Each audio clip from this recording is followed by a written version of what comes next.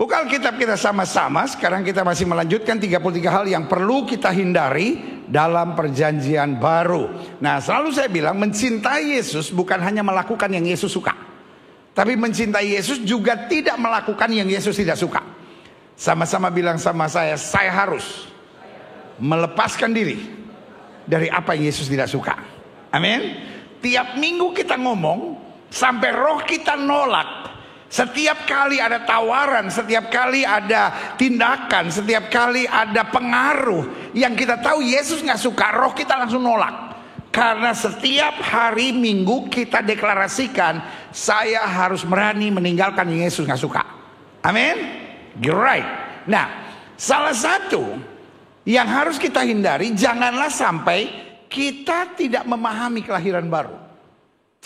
Ada banyak orang yang pikir, udahlah hidup Kristen gak usah aneh-aneh lah. Pokoknya saya dibaptis waktu kecil, lalu kemudian saya jadi orang Kristen. Ya, saya berusaha ke gereja kalau saya ingat. Dan nanti saya mati masuk surga karena surga adalah anugerah. Tetapi kita lupa, ada satu prinsip yang sangat penting dalam iman Kristen, yaitu dilahirkan kembali. Saya nggak tahu kenapa. Tiba-tiba ada gerakan hari-hari ini yang selalu ngomong gini. Orang Kristen bukan ngikutin ajaran Yesus, orang Kristen ngikutin ajaran Paulus. Maksud saya gini, boleh nggak usah campurin agama saya. Lu kayak ngerti aja gitu. Lu ngertinya sepotong, tapi ngomongnya bertonton gitu. Yang saya mau beritahu, Paulus ngomong, ikutilah teladanku sebagaimana aku mengikuti Kristus.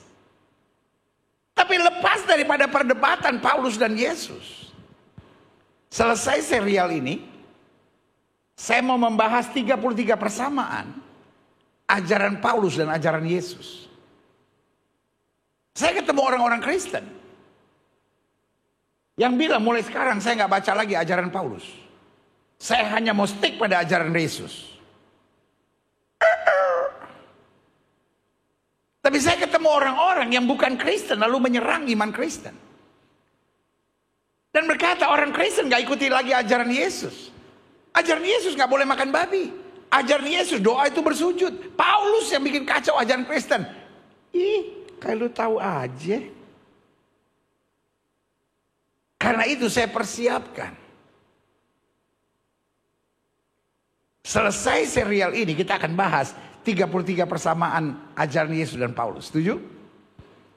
Supaya setiap kita mau dapat serangan dari manapun, kita tak punya kebenaran firman Tuhan. Yang setuju bilang ya. Amin. Nah, lepas dari pertentangan Paulus ataupun Yesus, tapi ajaran kelahiran kembali adalah ajaran Kristus. Yesus sendiri yang ngomong. Dalam hidup saya percaya kalau Yesus yang ngomong pasti betul. Sama-sama bilang sama saya, kalau Yesus yang ngomong pasti betul. Saudara di rumah ketika live chat saudara, kalau Yesus yang ngomong pasti betul. Oke? Bilang sama sebelah saudara, kalau lu yang ngomong gue curiga. Karena kalau manusia yang ngomong belum tentu betul. Nah ini yang kita mau belajar. Klik. Yohanes pasal 3 sampai 5 sampai 15. Percakapan dengan Nikodemus. Adalah seorang apa saudara? Farisi.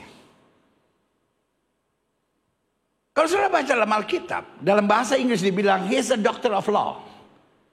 Dia adalah orang Farisi tapi sekaligus ahli Taurat. Dia adalah pengajar hukum Taurat. Ada seorang Farisi yang bernama Nikodemus, seorang pemimpin agama Yahudi, atau disebut juga doctor of law. Jadi dia pengajar hukum-hukum Musa. Ia datang pada waktu malam kepada Yesus. Pertanyaan saya, kenapa dia datang pada waktu malam? Kenapa? Orang tanya nggak dijawab. Kenapa dia datang waktu malam? Bukan saya yang ajak, siapa yang bilang lagi saudara yang ngajak? Kenapa dia datang waktu malam? Dia mau apa? Menyembunyikan identitasnya. Dia nggak mau orang tahu. Ini yang saya bilang. Very dangerous to become silent Christian. Yang setuju sama saya taruh tangan kanan saudara di dada, bilang orang harus tahu saya anak Tuhan. Sama-sama bilang orang harus tahu saya anak Tuhan.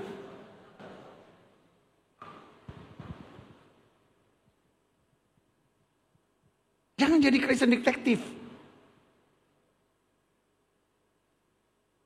Jangan jadi Kristen secret agent.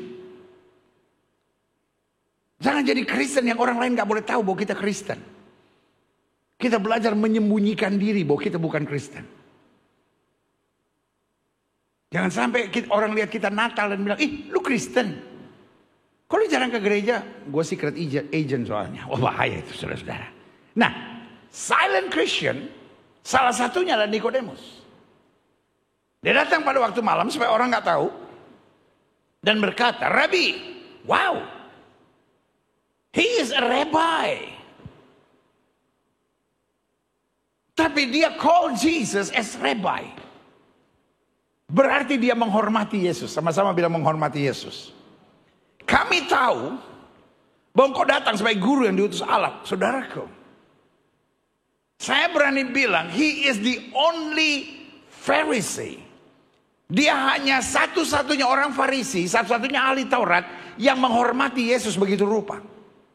Dia bilang, Rabi, kami tahu bahwa engkau datang sebagai guru yang diutus Allah. Sebab tidak ada seorang pun yang dapat mengadakan tanda-tanda yang kau adakan itu jika Allah tidak menyertainya. Yesus menjawab, katanya, aku berkata kepadamu sesungguhnya, jika seorang, apa saudara? Tidak dilahirkan kembali, ia tidak dapat melihat kerajaan Allah. Yang Yesus persoalkan, you are a doctor of law. Engkau adalah pengajar hukum Taurat. Engkau adalah Farisi, engkau adalah orang hebat. But you don't know nothing about born again. Engkau tidak mengerti sama sekali tentang kelahiran kembali. Sementara Yesus bilang, jika seorang tidak dilahirkan kembali, ia tidak akan dapat melihat apa? Kerajaan Allah. Melihat aja enggak, apalagi masuk. Setuju? Halo? Sama-sama bilang sama saya, melihat aja enggak, apalagi masuk. Kita lihat selanjutnya. Klik. Aha.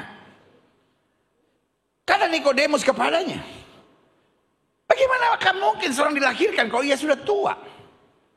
Dapatkah ia masuk kembali ke dalam rahim ibunya dan apa dilahirkan kembali? Yesus sedang menggambarkan, this is our problem.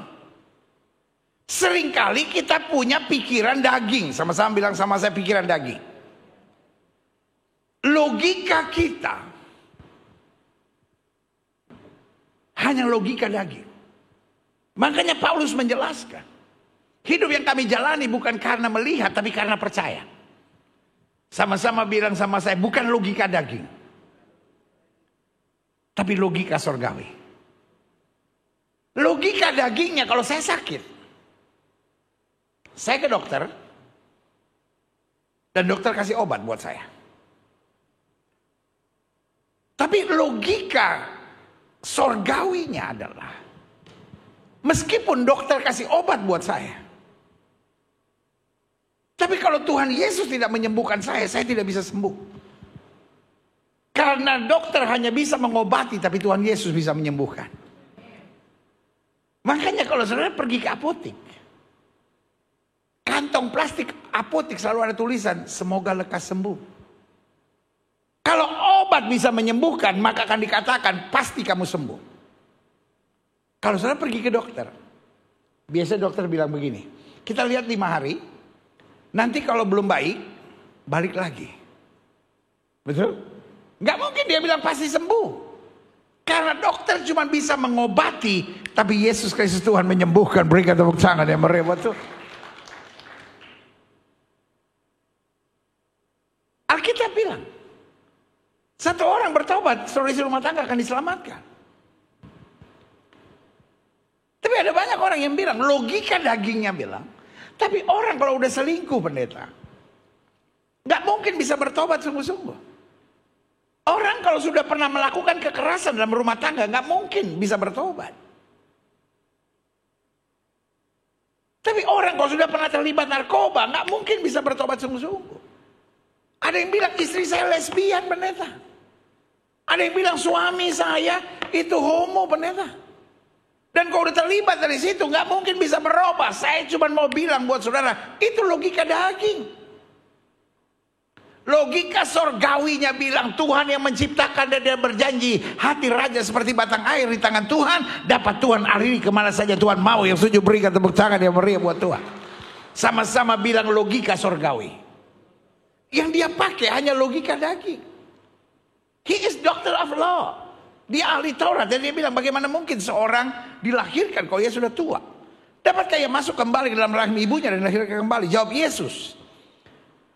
Aku berkata kepadamu, sesungguhnya jika seorang tidak dilahirkan dari air dan roh, apa saudara? Ia tidak dapat masuk dalam kerajaan Allah. Makanya Yohanes Pembaptis bilang, aku hanya membaptis engkau dengan air sebagai tanda pertobatan. Tapi ia yang datang kemudian, yang membuka tali kasutnya pun aku tidak layak, dia akan membaptiskan kamu dengan Roh Kudus dan dengan api. Makanya Alkitab berkata manusia lama kita harus turut disalibkan. Ya setuju sama saya katakan turut disalibkan. Supaya aku hidup. Loh, kau disalibkan kan mati. Supaya aku hidup. Tapi bukan lagi dengan daging, tapi apa? Oleh roh. Makanya Paulus bilang, aku hidup. Tapi bukan lagi aku yang hidup, tapi Kristus yang hidup dalam aku. Kenapa kita tersinggung? Kenapa kita kecewa? Kenapa kita emosi? Karena kita masih hidup di dalam pakai logika daging. Tapi sekarang kita pakai logika sorga. Logika sorga itu artinya apa? Kalau dia maki saya maki dia balik, berarti kita satu perguruan. Tapi kalau dia maki saya, dia jahati saya, dia curangi saya mendoakan dia. Berarti saya berasal dari dunia yang lain. Dia berasal dari daging, berpikir dengan daging. Saya berasal dari roh. Saya mengikuti petunjuk Roh Kudus, katakan amin. Jelas sampai di sini? Jadi kalau orang buat jahat sama saudara, saudara buat jahat. Orang maki, saudara maki.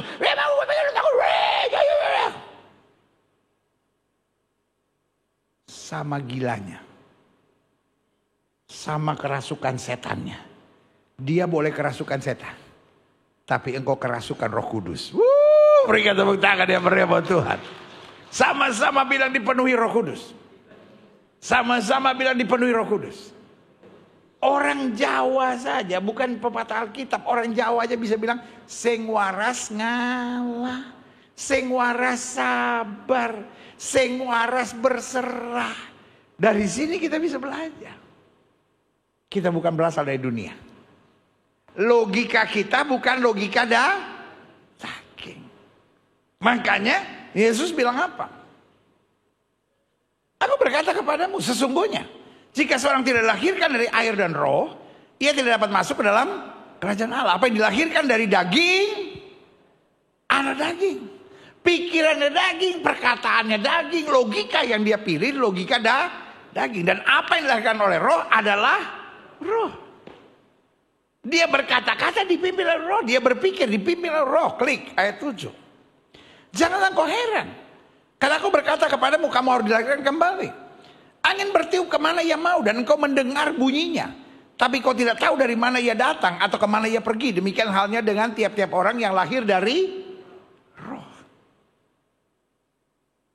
Yesus sedang mau menjelaskan orang yang lahir dari roh itu akan membingungkan. Sama-sama bilang membingungkan. Sama-sama bilang sama saya membingungkan. Orang dunia akan bingung dengan orang-orang yang penuh Roh Kudus. Lu kok udah diomongin orang, lu masih sabar. Lu kok menghadapi begitu banyak persoalan, lu tetap ceria. Karena kita tahu kepada siapa kita percaya.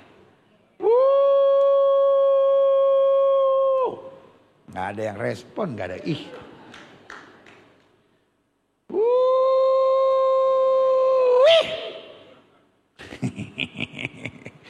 Amin. Iya kan? Kita tahu kepada siapa kita percaya. Orang dunia akan bingung. Lu punya suami kayak gitu kok sabar? Lu kok punya istri kayak gitu tetap lu cintai? Lu kok menghadapi begitu banyak masalah lu tetap melayani? Lu kok lagi ada dalam kesulitan begitu tetap bantu orang? Jawabannya sederhana, kita tahu kepada siapa kita percaya. Selama kita melakukan firman, selalu ada berkat yang luar biasa. Katakan amin. Santai aja. Karena angin itu kita rasakan, tapi kita tidak tahu dari mana dia datang. Begitupun hidup kita. Kita tahu masalah kita nggak tahu kekuatan yang datang dari mana. Tetapi selama kita tidak miring ke kiri maupun miring ke kanan, hidup kita diberkati. Yang saja katakan yeah. Amin. Lanjut. Nikodemus menjawab, katanya bagaimana mungkin hal itu terjadi? Orang yang berpikir daging akan tetap berpikir secara daging. Ayat 10. Jawab Yesus, engkau adalah pengajar Israel, dan engkau tidak mengerti hal itu. Aku berkata kepadamu, sesungguhnya kami berkata-kata tentang apa yang kami ketahui, dan kami bersaksi tentang apa yang kami lihat. Tapi kamu tidak menerima apa? Kesaksian kami. Kamu tidak percaya waktu aku berkata-kata dengan kamu tentang hal duniawi. Kuncinya apa, saudara? Kuncinya apa? Sama-sama bilang sama saya, percaya. Kuncinya apa, saudara? Percaya. Every promises of God is true. Sama-sama bilang semua janji Tuhan itu benar. Semua saudara yang di rumah ketik live chat saudara, semua janji Tuhan itu benar. Semua janji Tuhan gak perlu saya pertanyakan. Semua janji Tuhan gak perlu saya pikirkan. Semua janji Tuhan tidak perlu saya ragukan. Semua janji Tuhan harus saya percayai. Makanya Paulus bilang hidup yang ku jalani sekarang bukan karena melihat, tapi karena percaya. Kalau Yesus sudah ngomong pasti betul. Kalau Yesus sudah ngomong, kalau Yesus sudah ngomong, kalau Yesus sudah ngomong, semua sama-sama bilang pasti betul. Kalau Yesus sudah ngomong, kalau Yesus sudah ngomong, berikan tepuk tangan yang meriah buat Tuhan. Kalau Yesus sudah ngomong pasti betul, Pak. Kalau Yesus sudah ngomong pasti betul, Bu. Adik-adik muda, kalau Yesus sudah ngomong pasti betul.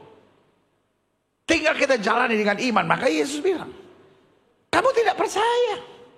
Waktu aku berkata-kata dengan kamu tentang hal duniawi, bagaimana kamu akan percaya kalau aku berkata-kata kepada kamu tentang hal-hal surgawi? Ayat 13.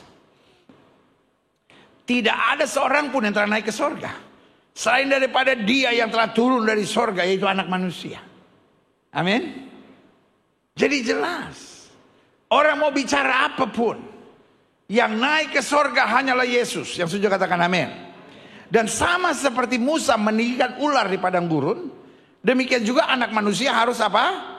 Ditinggikan, supaya setiap orang yang percaya kepada beroleh hidup yang kekal. Sama-sama bilang sama saya, kelahiran kembali harus saya mengerti. Jangan sampai kita pikir, sekedar saya Kristen saya pasti masuk surga. Sekedar saya udah dibaptis saya pasti masuk surga. Mau. Yang setuju sama saya bilang saya harus mengerti tentang kelahiran kembali. Born again. Sama-sama bilang sama saya, dilahirkan kembali. Klik. Saya simpulkan begini. Hidup Kristen tidak dapat dipisahkan dari kelahiran kembali. Karena yang saya percaya, sekedar dibaptis nggak cukup. Karena pertanyaannya, ada nggak orang yang sudah dibaptis maki orang? Ada nggak orang yang sudah dibaptis berzina? Ada nggak orang yang sudah dibaptis masih percaya dukun, masih percaya ramalan nasib, masih percaya dengan horoskop, masih minum mabuk, masih judi, masih lakukan hubungan seks sebelum nikah? Jawaban saya banyak. Karena hidup Kristen bukan hanya perlu dibaptis, tapi kata Yesus jelas harus dilahirkan kembali. Sama-sama bilang harus dilahirkan kembali. Saya bingung ada gereja-gereja yang tidak pernah mengkhotbahkan tentang kelahiran kembali. Ada gereja-gereja yang mengajarkan pokoknya selama kita percaya Yesus semua beres. I know. Tetapi percaya Yesus, Alkitab bilang iblis pun percaya. Iblis pun apa? Percaya. Tapi kita harus menjadi pelaku firman. Sama-sama bilang menjadi pelaku firman. Dan menjadi pelaku firman bukan dengan kekuatan kita. Harus dengan kuasa Roh Kudus. Karena Yesus bilang, aku naik ke sorga, aku tidak meninggalkan kamu sebagai tim piatu. Aku memberi seorang penolong lain, another comforter. Seorang yang membuat hidup kita sejuk, membuat hidup kita nyaman. Sehingga waktu kita melakukan firman, kita gak melakukannya dengan terpaksa. Kita melakukannya dengan sukacita. Makanya manusia lama kita, manusia kepala batu kita, manusia sombong kita, manusia merasa diri benar terus, itu harus mati. Sehingga bukan lagi kita yang hidup, tapi Kristus yang hidup dalam aku. Amin. Klik. Nah, saya pelajari Yohanes pasal 3 ayat 3 bilang, Yesus menjawab katanya, aku berkata kepadamu, sesungguhnya jika seorang tidak dilahirkan kembali, ia apa saudara? Tidak dapat melihat kerajaan Allah. Berarti mutlak harus dilahirkan kembali. Amin. Klik. Nah, kalau kita bicara tentang kelahiran kembali, setiap orang bisa saja merasa, saya sudah dilahirkan kembali. Nah, mari kita berkaca elemen dasar dari dilahirkan kembali. Artinya gini, kalau orang dilahirkan kembali, apa sih ciri-ciri yang ada nampak dalam hidupnya? Satu, adanya transformation. Sama-sama bilang sama saya, perubahan. Sama-sama bilang sama saya, perubahan. Dari gelap menjadi terang. Dari kambing menjadi domba. Amin. Dari lalang menjadi apa? Gandum. Dari nyebelin jadi pembawa damai. Pak, engkau suka nyebelin orang gak, Pak? Ya gak tahu bener, hanya sama istri saya. Bu, ibu suka nyebelin orang gak? Saya percaya orang yang dilahirkan kembali akan selalu jadi berkat. Taruh tangan kanan saudara di dada, bilang saya mau jadi berkat. Amin ya. Klik. Sama lihat ayat ini. Roma 12 ayat 2 bilang, janganlah kamu menjadi serupa dengan dunia ini. Kita ada di dunia tapi jangan jadi serupa. Tapi berubahlah. Sama-sama bilang saya harus berubah. Sama-sama bilang saya harus berubah. Oleh apa? Pembaruan budimu. Sehingga kamu dapat membedakan manakah kehendak Allah, apa yang baik, apa yang berkenan kepada Allah, dan yang sempurna. Doktrin gereja bisa ditentang. Selama ngomong apapun, orang yang gak suka dengan orang Kristen terus akan menyerang. Makanya saya paling gak setuju dengan debat agama. Kenapa saya memberi kredit buat Andre Tunggal? Pastor Andre Tunggal, dia nggak pernah mau debat. Dia selalu memberi jawab. Orang mau nyerang bagaimanapun dia memberi jawab. That's it. Nah, saudaraku yang kasih dalam Tuhan. Karena pada dasarnya semua doktrin bisa diserang. Semua doktrin bisa diserang. Makanya nggak perlu ada gereja yang merasa doktrin gerejanya paling hebat. Karena semua doktrin pada dasarnya bisa, ada satu yang nggak bisa diserang. Perubahan hidup. Orang bisa gak suka saudara karena saudara percaya bahasa roh. Orang bisa gak suka sama saudara karena saudara doanya pakai nangis. Apa sih lu? Doa gak usah nangis-nangis begitu.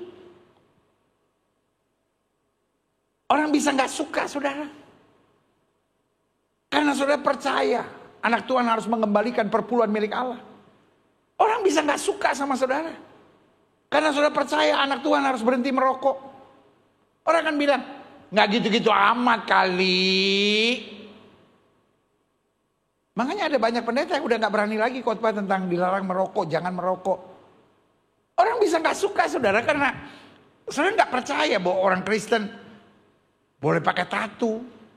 Kalau udah pernah dipakai sih nggak apa-apa kan. Tapi ada sekarang orang gerakan-gerakan, kita tunjukkan kita cinta Yesus. Sebelah kiri gambar istri, sebelah kanan gambar Tuhan Yesus. Gak usah aneh-aneh gitu juga. Orang bisa gak suka saudara karena doktrin saudara. Tapi perubahan hidup gak ada yang bisa tolak. Dia Kristen yang itu tuh, sandal lama, sepatu baru, ikat pinggang baru, semuanya baru. Tapi semenjak dia ikut ibadah di situ, hidupnya berubah. Suami saudara, jangan tepuk tangan dulu, saudara santai dulu. Suami saudara bisa nggak suka karena saudara ke gereja. Istri saudara bisa nggak suka karena saudara ke gereja. Mertua saudara bisa nggak suka karena saudara ke gereja. Tapi saya mau beritahu, waktu hidupmu berubah, orang melihat Yesus di dalam hidup saudara. Berikan tepuk tangan yang meriah. Sama-sama bilang, saya harus berubah. Tadinya orangnya cerewet banget. Tadinya orang khawatiran banget. Tadinya orangnya egois, kepala batu, mau menang sendiri. Tapi sekarang makin dia aktif di pelayanan, hidupnya totally berubah. Amin. Yang kedua, adanya regeneration atau pembaharuan. Sama-sama bilang sama saya, pembaharuan. Klik.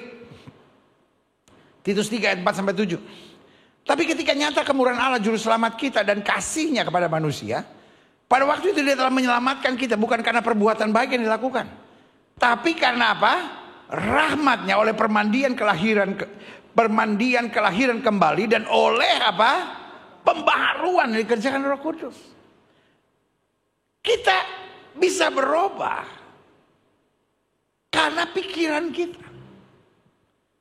Tapi pembaharuan itu mulai dari hati. Sama-sama bilang, pembaharuan mulai dari hati. Ada banyak orang yang berpikirannya gini. Saya tuh memang orangnya begini, mau diapain? Buat saya itu orang-orang yang paling sombong dan kepala batu. Hari ini saya mau bilang, kita semua anak Tuhan Yesus. Sama-sama bilang, saya anak Tuhan Yesus. Perubahan itu membutuhkan perjuangan. Pembaharuan membutuhkan pertobatan. Sehingga orang yang berubah adalah orang yang berjuang untuk perubahan. Tapi orang yang pembaharuan, dia berubah di dalam dirinya. Dulu saya kalau ngampunin orang susah loh pendeta. Dulu saya itu kalau mesti ngampunin orang sampai nangis-nangis loh pendeta. Ya udah Tuhan, sekarang saya ngampunin. Tapi Tuhan janji ya, Tuhan ajar. Ih, kau pikir Tuhan Yesus tukang pukul kah? Tapi hari ini saya cuma mau bilang buat saudara, pembaharuan tuh kadang-kadang kita bingung sendiri. Saya nggak tahu kenapa pendeta. Sekarang tuh saya kalau bohong sedikit, kayaknya ada yang nggak beres gitu. Saya tuh nggak tenang ya. Dulu saya tuh makin bohong, saya makin rasakan damai sejahtera. Ada di sini yang kalau bohong deg-degan nggak? Oh nggak ada. Oh semua ini nikmat sekali bohong saudara itu. Pembaharuan artinya, yang Yesus nggak suka sudah diangkat dalam hidup saya. Saya hanya mau dekat dengan dia dan menyenangkan hatinya. Katakan amin. Lanjut. Klik. Klik. Aha. Yang ketiga, elemen dasar dari dilahirkan kembali yaitu obedience. Sama-sama bilang sama saya, ketaatan. Sama-sama bilang sama saya, ketaatan. Ini hal yang dahsyat yang terjadi setelah dilahirkan kembali. Sebelum kita dilahirkan kembali, kita hanya mau jadi orang yang dimengerti orang. Sama-sama bilang dimengerti orang. Bu, ibu pernah gak mikir gini, suami saya tuh gak ngerti saya. Pak, bapak pernah gak mikir gini? Ya tapi istri saya gak ngerti saya. Logika daging berpikir kalau saya dimengerti semua orang, hidup saya bahagia. Tapi logika surgawi, kita berpikir, kalau saya dimengerti semua orang berarti saya penjajah dong. Berarti saya maksakan semua orang untuk mengerti saya. Sementara di dalam diri saya ada Roh Kudus. Kenapa saya nggak belajar taat sama Tuhan? Kalau saya belajar taat sama Tuhan, hidup saya pasti jadi berkat. Yang setuju sama saya katakan, kalau saya taat sama Tuhan. Sama-sama bilang, kalau saya taat sama Tuhan, hidup saya pasti jadi berkat. Taat tuh gak susah. Taat itu tidak. Taat susah buat siapa? Buat orang yang sok tahu. Saudara pernah gak pakai Google Map? Kalau saudara pernah pakai Google Map, Ikutin aja, saudara-saudara. Apa ciri orang gak bisa pakai Google Map? Setiap kali dia bilang, salah nih Google Map-nya. Bukan Google Map-nya yang salah, otak lo yang gak pas. Paling enak tuh taat. Karena Google Map tahu di mana yang lebih macet. Kita nih kadang-kadang kan, nih Google Map salah, ngapain gue diputar sejauh itu? Nggak, lewat sini aja. Pas lewat sini aja macet, bos. Ya iya, coba gue ikutin. Sama-sama bilang sama saya, taat itu asik. Taat itu cuma susah bagi orang yang apa, sok tahu. Jadi kalau saudara bilang, aduh Tuhan, saya mesti taat Tuhan. Bangun pagi, doa dan baca Alkitab, berat Tuhan. Saya mesti sabar, berat. Berarti lu orang sok tahu. Berarti logika saudara masih logika daging. Dilahirkan kembali. Berarti saya sadar. Pikiran saya, konsep saya, kemauan saya banyak salahnya.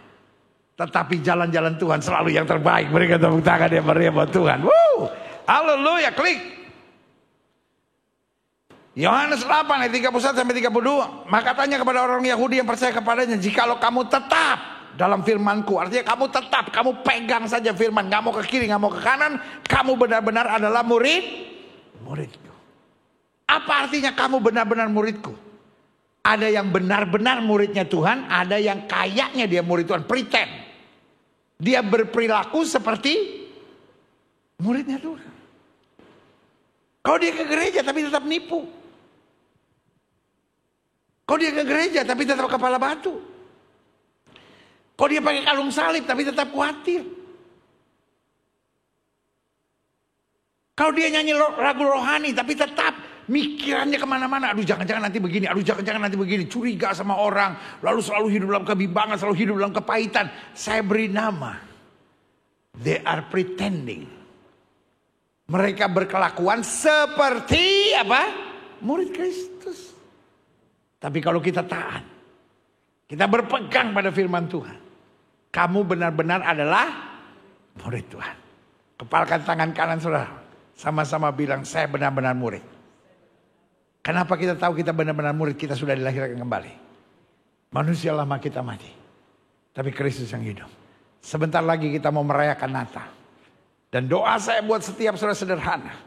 Biar Natal tahun ini menjadi Natal yang penuh mujizat. Amin. Biar Natal tahun ini menjadi Natal yang penuh kemenangan. Biar Natal tahun ini kita merasakan kedahsyatan Tuhan yang luar biasa. Setiap orang bisa merayakan Natal. Coba dengar lagu-lagu Natal. Lagu-lagu Natal seringkali dinyanyikan oleh orang-orang yang gak mengalami Kristus. Buat dia cuma Natal, cuma berarti I saw mommy kissing Santa Claus. Natal buat dia cuma sejauh I saw mommy kissing Santa Claus. Last Christmas I give you my heart. Ya, buat dia Natal hanya sejauh aku jatuh cinta di malam Natal. Last Christmas I give you my heart. Mending seperti Graven tadi. Aku mau mencintai kekuranganmu. Oh terima kasih Yesus. Jadi lagu rohani itu ya kan. Aku mau mendampingimu. Aku mau mencintai kekuranganmu. Kayak lagu rohani juga ya. Kan Natal berarti Allah Immanuel. Ngaco lu. Nah, saudaraku yang kasih dalam Tuhan, ada banyak orang merasa Natal just only holiday. Tapi hari ini saya hanya mau bilang buat saudara, Natal buat kita pengalaman. Allah mau menjadi sama dengan manusia, supaya kita manusia dapat berjalan di dalam jalan dan mengalami kemuliaannya. Katakan amin. Yang terakhir, saya undang pemain musik maju ke depan. Adapun elemen dasar dari kelahiran kembali, yaitu discernment atau terlatih. Kita dapat membedakan mana yang gak benar, mana yang benar. Klik. Ibrani 5 ayat 14. Tetapi makanan keras adalah untuk siapa saudara? Orang-orang dewasa Yang karena mempunyai panca indera yang terlatih. Yang punya kemampuan untuk discernment. Untuk membedakan yang baik daripada yang jahat. Taruh tangan kanan saudara di dada, sama-sama bilang, saya harus dilahirkan kembali. Hanya tinggal 2 minggu dari sekarang. Kita akan merayakan Natal. Dan 3 minggu dari sekarang. Kita akan masuk ke tahun baru. Tanyakan diri saudara sendiri. Sudahkah manusia lama kita turut disalibkan? Supaya kita hidup. Tapi bukan lagi kita yang hidup. Tapi Kristus yang hidup dalam aku. Karena kalau kita dilahirkan kembali. Maka bukan kita lagi yang ngatur segala-galanya. Tapi Kristus yang ngatur. Dia beri damai, dia beri kekuatan, dia beri sukacita. Dan dia berikan kemampuan buat kita. Untuk makin hari, makin menyenangkan hati Tuhan. Berikan tepuk tangan yang meriah.